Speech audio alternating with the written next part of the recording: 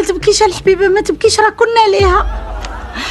سي احمد عمي كيلقف، بقى فيا مسكين غير غادي يموت وما عنده حد في الدنيا. ضجت مواقع التواصل الاجتماعي ومحركات بحث جوجل العالمي بنبأ وفاة الممثلة المغربية القديرة خديجة أسد في مدينة الدار البيضاء. ووسط حالة من الحزن الشديد يتساءل العديد عن سبب وفاة الممثلة المغربية القديرة خديجة أسد، والتي توفيت مساء الأربعاء 25 يناير 2023 عن عمر يناهز 70 سنة بعد معاناة مع المرض.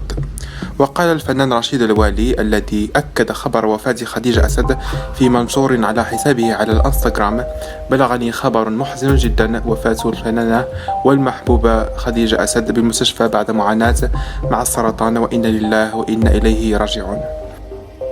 بطبيعة الحال كنا تصدمنا، المغاربة كلهم تصدموا، لأنه البارح مع 11 ديال الليل توفات المانية. وصلنا إخبار من عند فاطمة خير، كانت هي وسامية قريو وحياة جبران، لأنه عانات وكانت في المستشفى. أنا كنت كنظن أنها غتوفى في المستشفى، لأنه قبل العصر دويت معهم قالوا لي حالتها في غيبوبة ونتمنوا لها الرحمة. فأفضل حاجة داروا هي داوها مع العصر للبيت ديالها، وتوفات حدا الابن ديالها. 10 دقائق وصلت البنت ديالها مسكينة اللي تأخرت الطيارة، ولكن حضرت لهذيك السكرات من بعد. إنا لله وإنا إليه راجعون.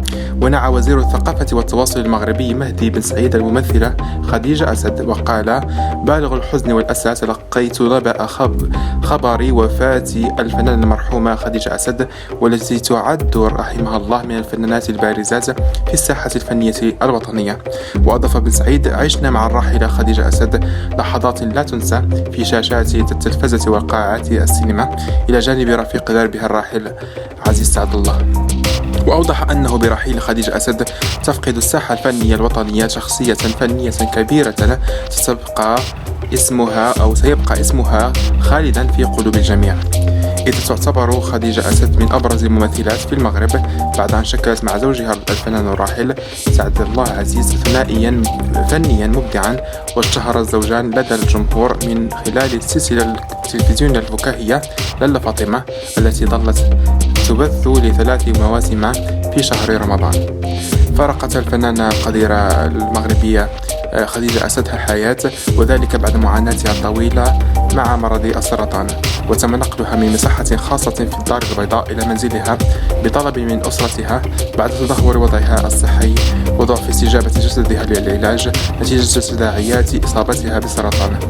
وقد أغنت الفنانة الراحلة الساحة الفنية المغربية بأعمال شهيرة تنوعت بين المسلسلات وتقديم البرامج والأفلام السينمائية، وشكلت مع زوجها الراحل عزيز سعد الله ثنائيا فنيا ظل راسخا في ذهن المشاهد المغربي.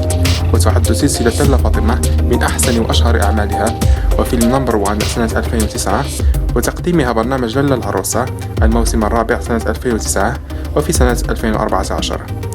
وقد جسدت أيضا دور البطولة رفقة زوجها عزيز سعد الله في مسلسل ماشي بحالهم سنة 2018.